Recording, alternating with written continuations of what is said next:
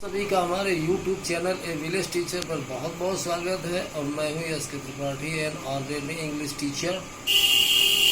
तो आपका कीमती समय बर्बाद किए बगैर मैं पढ़ाना चाहता हूँ। जो आज टॉपिक मैंने लिखा हुआ है सिंपल कॉम्प्लेक्स कंपाउंड पर, उसको मुझे समझाना है। लेकिन वीडियो शुरू करने से पहले मैं एक चीज़ ज़रूर कहना चाहूँगा कि आप ध्यानपूर्वक वीडियो को अंत तक देखें। अगर आप बीच में काटेंगे तो ना तो इस वीडियो के निष्कर्ष को समझ पाएंगे और ना ही मुझे समझ पाएंगे और ना ही चैनल के उद्देश्य को समझ पाएंगे। वीडियो को अंत तक देखें, उसका मूल्यांकन करें। आइए समझाते हैं। आज ट्रांसलेशन के श्रृंखला में मैंने सिंपल कंपाउंड और कॉम्प्लेक्स सेंटेंस का इंट्रोडक्शन दिया हुआ है। सिंपल कंपाउंड कॉम्प्लेक्स क्या होते हैं, इस पे मैंने आपको बताने का प्रयास किया। हर वीडियो में बोलता हूँ कि जो मैं पढ़ा रहा हूँ वो कुछ लोगों को चीज़ें वो पता भी हो सकती हैं, लेकिन जिनको जानकारियाँ सटीक नहीं है उससे फ़ायदा भी उठाएंगे, और जिनको जानकारियाँ हैं वो इस वीडियो का मूल्यांकन करेंगे कि उसका रैंक क्या है वीडियो का। तो वीडियो को अंत तक देखिए। तो सबसे पहले मैंने सिंपल सेंटेंस के बारे में, उसकी मैंने पहचान और उसके बारे में समझाया कि है क्या सिंपल सेंटेंस। तो हिंदी में साधारण वाक्य कह सकते हैं। हमने लिखा हुआ है इनमें एक ही टेंस और एक ही सेंटेंस होता है, मतलब एक काल एक टेंस। वो इंपरेटिव सेंटेंस भी हो सकता है, उसके बाहर भी हो सकता है। वो कैन कुड में माइट शुड और किसी में हो सकता है, लेकिन एक सेंटेंस आप कह लीजिए, एक वाक्य होता है, एक सेंटेंस। कंपाउंड सेंटेंस इनको हिंदी में संयुक्त वाक्य कहते हैं। इनमें एक से अधिक टेंस और सेंटेंस, तो एक से ज्यादा ही वाक्य मिलेंगे, वो कंजंक्शन से जुड़ेंगे। इनमें एक से अधिक सेंटेंस वाक्य होते हैं और वे कोऑर्डिनेटिंग कंजंक्शन यानी समानपदी संयोजक से जुड़े होते हैं। कोऑर्डिनेटिंग कंजंक्शन क्या, जब आपको स्पेशल हम कंपाउंड सेंटेंस का डिटेल देंगे वीडियो में, तो आप उसके बारे में समझेंगे कोऑर्डिनेटिंग कंजंक्शन है कौन कौन से। इन वाक्यों में एक प्रिंसिपल क्लास यानी प्रधान उपवाक्य तथा एक या एक से अधिक कोऑर्डिनेट क्लासेस यानी समान पदी उपवाक्य होते हैं। तो क्लास के बारे में बताना चाहूंगा। क्लास का मतलब उपवाक्य, और जिस शब्द में हम उप जोड़ देते हैं उसका मतलब छोटे से हो जाता है। जैसे राष्ट्रपति और उपराष्ट्रपति, मतलब राष्ट्रपति से छोटा है उपराष्ट्रपति। जैसे प्रधानमंत्री उप प्रधानमंत्री, ऐसे वन और उपवन। वन बड़ा है जंगल, लेकिन उपवन बगीचा छोटा है। ऐसे वाक्य और उपवाक्य, तो उप का मतलब छोटे से है, तो छोटा वाक्य है। तो एक प्रिंसिपल क्लास होता है इसमें कंपाउंड सेंटेंस में, फिर एक या एक से अधिक समान पदी बराबर अधिकार वाले होते हैं वो, जो दूसरे उपवाक्य होते हैं उनको कोऑर्डिनेट क्लासेस कहते हैं। उनका समान अधिकार, जब वाक्य चलेंगे तो इस बात को जो मैं यहाँ बोल रहा हूँ उसको मैं डिटेल में उस चीज को इंगित करके समझाऊंगा। और संयुक्त का मतलब जुड़ा होता है, लेकिन आगे जो मैं कॉम्प्लेक्स सेंटेंस के बारे में बताने जा रहा हूँ उसकी हिंदी है मिश्रित वाक्य। इनमें भी एक से अधिक सेंटेंस वाक्य होते हैं जो सबऑर्डिनेटिंग कंजंक्शंस यानी आश्रित संयोजक से जुड़े होते हैं। सबऑर्डिनेटिंग कंजंक्शंस क्या है, जब हम कॉम्प्लेक्स सेंटेंसेस पढ़ाएंगे तो वो कंजंक्शन सारे हम इसमें समझाएंगे लिख करके, तो वहाँ आप देखेंगे या थोड़ा बहुत कुछ मिलेंगे काफी। तो सबऑर्डिनेटिंग कंजंक्शंस से जुड़े होते हैं ये कॉम्प्लेक्स सेंटेंस जो बनते हैं। और इन वाक्यों में एक प्रिंसिपल क्लास यानी प्रधान उपवाक्य तथा एक से अधिक सबऑर्डिनेट क्लासेस यानी आश्रित उपवाक्य होते हैं, यानी वो आश्रित हैं। इसमें कंपाउंड कॉम्प्लेक्स में फर्क क्या है, प्रिंसिपल क्लास तो दोनों ही में है, लेकिन उसके साथ में यह कोऑर्डिनेट क्लास यानी समान पदी उपवाक्य है वो कंपाउंड सेंटेंस में, और कोऑर्डिनेटिव कंजंक्शन से वो बनते हैं।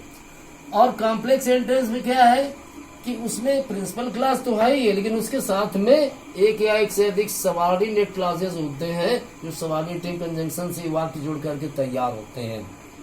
तो आश्रित है मतलब डिपेंड है, लेकिन यहाँ आश्रित नहीं है, यहाँ समान पति बराबर अधिकार में है। इस चीज को यहाँ पर वाक्यों में और आप बेहतर समझेंगे।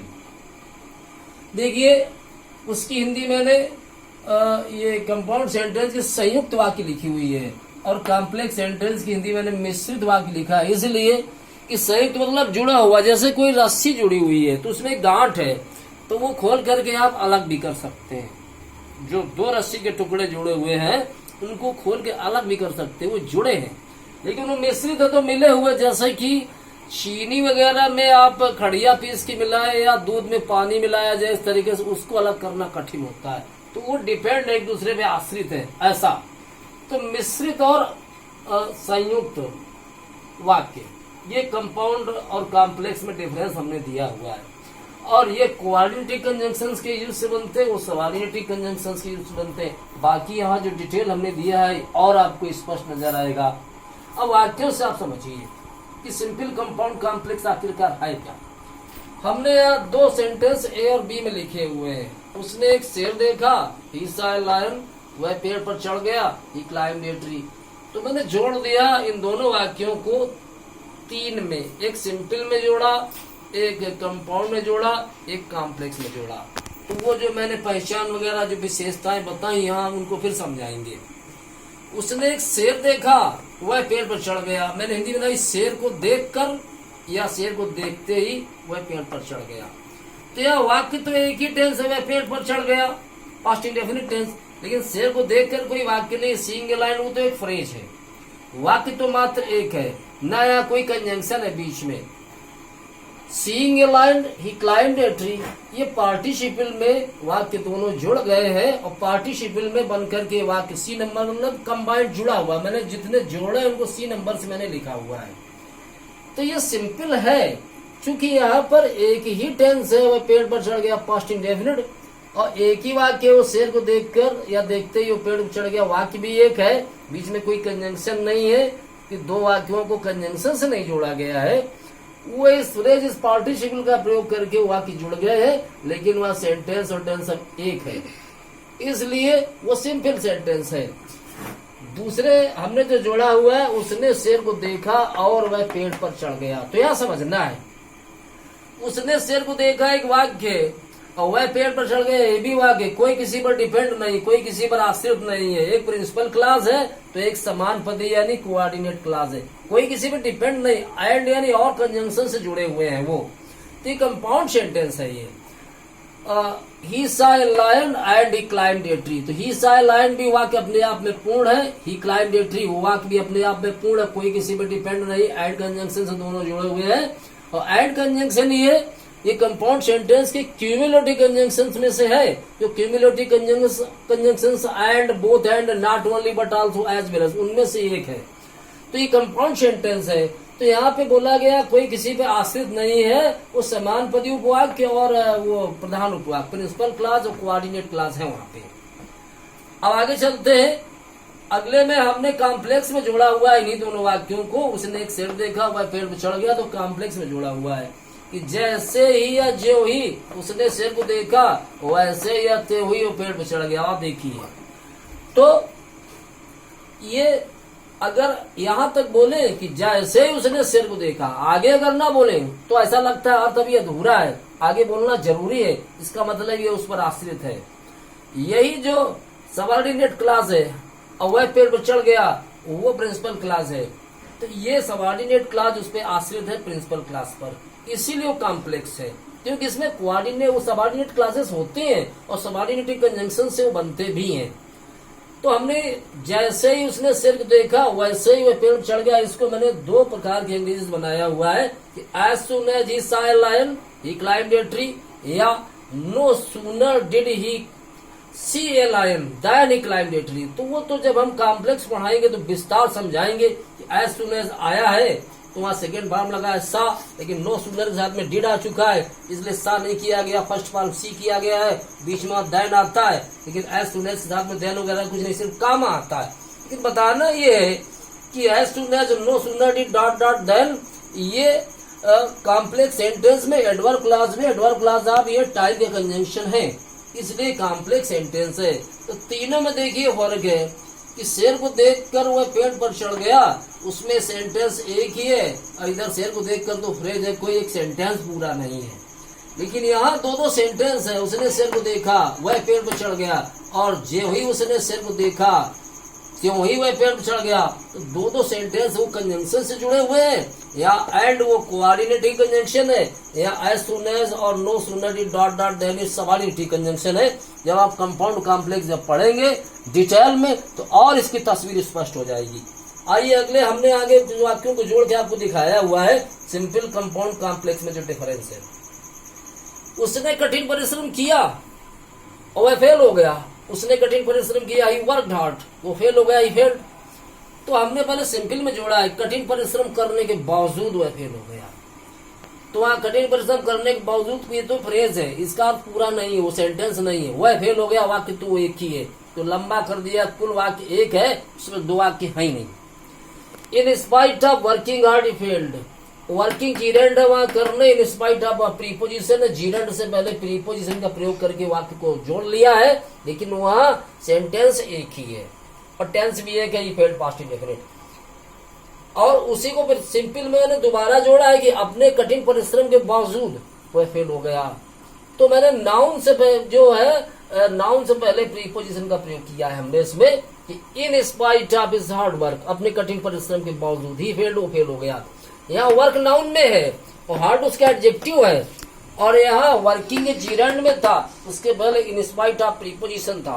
ये जीरंड में वर्ब थी वर्किंग, लेकिन यहाँ वर्क कोई वर्ब नहीं है, हार्ड वर्क कठिन परिश्रम वर्क या नाउन है, इन स्पाइट ऑफ प्रीपोजिशन है, दोनों ही सिंपल है। In spite of working hard he failed, वो भी सही है, और इन स्पाइट ऑफ इस हार्ड वर्क वो भी सही है। दोनों ही सिंपल बने हुए हैं क्योंकि दोनों में एक ही सेंटेंस है, एक टेंस है। लेकिन जब आगे हम बढ़े हैं तो हमने इसको कंपाउंड में जब जोड़ा है तो कैसे जोड़ा है, उसने कठिन परिश्रम किया लेकिन या फिर भी वह फेल हो गया, ऐसे जोड़ा। या दो वाक्य, उसने कठिन परिश्रम किया वह फेल हो गया लेकिन या फिर भी, ऐसे कंजंक्शन हिंदी में अंग्रेजी में हमने उनको जोड़ा हुआ है बट से, स्टिल से, यट से, हाउ एवर से, नेवर द लेस से। क्यों बट बने लेकिन होता है, स्टिल और येट और हाउ एवर और नेवर द लेस, इनका अर्थ फिर भी, ये चारों का अर्थ फिर भी, बट का मतलब है लेकिन। लेकिन ये पांच जितने लिखे हुए सब एडवर्सेटिव कंजंक्शन है, कंपाउंड सेंटेंस के भाग एडवर्सेटिव कंजंक्शन के। तो हम कंपाउंड पढ़ाएंगे तो आपको विस्तार से पढ़ने मिलेंगे। तो ये कंपाउंड सेंटेंस है क्योंकि ही वर्कड हार्ड, ये अपने आप पे डिपेंड है, और ही फेल्ड ये भी अपने आप पे डिपेंड है। केवल कंजंक्शन से, चाहे बट से जोड़ो, चाहे स्टिल से जोड़ो, चाहे येट से जोड़ो। अगर लेकिन शब्द प्रयोग करना है तो बट से जोड़ लो, अगर फिर भी लिखना है तो चार फिर भी की अंग्रेजी स्टिल, येट और how ever, never the less. ये कंपाउंड सेंटेंस एडवर्सेटिव कंजंक्शन से हमने प्रयोग करके जोड़ लिया है, कंपाउंड सेंटेंस बनाया है। लेकिन जब आगे बढ़े हैं तो मैंने कॉम्प्लेक्स बनाया है। यद्यप उसने कठिन परिश्रम किया फिर भी वह फेल हो गया। तो आपको समझना है कि यद्यप उसने कठिन परिश्रम किया, इतना अगर बोल करके रुक जाए तो अर्थ नहीं पूरा होता। ये उसमें डिपेंड, अगर आगे जब बोलेंगे नहीं तो इसका अर्थ नहीं पूरा, इसलिए वो उसमें आश्रित है। ये सबऑर्डिनेट क्लास है, आगे प्रिंसिपल क्लास है। तो उसको बनाया हुआ है कि आल्दो ही वर्कड हार्ड, यद्यप उसने कठिन परिश्रम किया, एट ही फेल्ड, फिर भी वो फेल हो गया। आल्दो के साथ में एट ही आता है, बट का प्रयोग नहीं करते हैं। ये कॉम्प्लेक्स सेंटेंस में जो आल्दो और दो एट चलता है, ये एडवर्ब क्लॉज ऑफ कॉन्ट्रास्ट है, विरोध सूचक संयोजक है वो। आइए आगे बढ़ते हैं। वह कल यहाँ आया था, ही केम हियर यस्टरडे, एक वाक्य। और वह कुछ किताबें खरीदना चाहता था, he wanted to buy some books, ये दूसरा वाक्य। पहले हमने सिंपल में जोड़ा हुआ है कि कल वह यहाँ कुछ किताबें खरीदने आया था, yesterday he came here to buy some books. ये टू बाय इंफिनिटिव है यहाँ पे, टू बाय सम बुक्स, ये तो एक फ्रेज है। और ही केम हियर या yesterday he came here yesterday, वो एक पास्ट इंडेफिनिट में, और पूरा पास्ट इंडेफिनिट में हो गया। लेकिन दो उसमें टेंस नहीं, ना दो उसमें सेंटेंस है, सेंटेंस अब एक है और कोई कंजंक्शन नहीं बीच में है। टू इंफिनिटिव जुड़ा हुआ है, इसलिए सिंपल में इंफिनिटिव का प्रयोग है ये। अब आगे ये जो मैंने बनाया हुआ है कि वह कल वह यहाँ आया था क्योंकि वह कुछ किताबें खरीदना चाहता था, इसको मैंने कंपाउंड बनाना चाहा है। इसलिए कंपाउंड में, क्योंकि अंग्रेजी जो फार ये कंजंक्शन है ये कंपाउंड का है। अगर यह विकास कर दिया जाए तो कॉम्प्लेक्स हो जाता, बस इतना डिफरेंस है। क्योंकि अंग्रेजी आपको लिखनी है कंपाउंड में तो फार लिखेंगे, कॉम्प्लेक्स में लिखेंगे तो विकास लिखेंगे, क्योंकि सो देयर फॉर हेल्थ और फार ये कंपाउंड के इलेटिव कंजंक्शन में परिणाम सूचक या कारण सूचक संयोजक। लेकिन सिंस विकास जो है वो एडवर्ब क्लॉज कॉम्प्लेक्स सेंटेंस में एडवर्ब क्लॉज ऑफ रीजन के कंजंक्शन है, तो उनका यहाँ विकास का प्रयोग नहीं करेंगे। तो यहाँ पे मैंने लिख दिया compound sentence elective conjunction for का यूज करके कंपाउंड सेंटेंस बनाया हुआ है, लेकिन दोनों वाक्य इंडिपेंडेंट है, स्वतंत्र है, दूसरे कोई डिपेंड नहीं है। अब आगे बढ़ते हैं। वह कुछ किताबें खरीदना चाहता था इसीलिए कल वह यहाँ आया था, तो इसलिए प्रयोग किया तो हमने शो देयरफॉर हेल्स का प्रयोग कर दिया। अभी भी ये कंपाउंड है क्योंकि कंपाउंड सेंटेंस के 4 कंजंक्शन है, सो देयरफॉर हेल्स और फार का हमने क्योंकि में प्रयोग कर लिया था, इसलिए मैं सो या देयरफॉर या हेल्स तीनों का मतलब है, इसलिए इनको यहाँ प्रयोग किया हुआ है। He wanted to buy some books, वह कुछ किताबें खरीदना चाहता था, सो या देयरफॉर या हेल्स ही केम हियर यस्टरडे। तो ये भी कंपाउंड है, ये दोनों हमने कंपाउंड में ही बनाए हुए हैं और दोनों ही सेल्फ डिपेंड है, वो किसी पे निर्भर नहीं है। आगे जो मैंने लिखा हुआ है कि वह कल यहाँ आया था क्योंकि वह कुछ किताबें खरीदना चाहता था, क्योंकि यहाँ भी प्रयोग है लेकिन हमने बिकॉज का प्रयोग कर दिया। अब बिकॉज कंजंक्शन कॉम्प्लेक्स सेंटेंस में एडवर्ब क्लॉज अब रीजन का बिकॉज, तो हमने बिकॉज इसलिए वो कॉम्प्लेक्स है। आगे जब बढ़े हुए हैं कि चूंकि वह कुछ किताबें खरीदना चाहता था इसलिए कल वह यहाँ आया था, तो चूंकि वगैरह जो शुरू में आया है अब ऐसा लग रहा है जैसे आश्रित हो रहा है, उस पर आगे बोलेंगे नहीं तो उसका अर्थ नहीं पूरा होगा।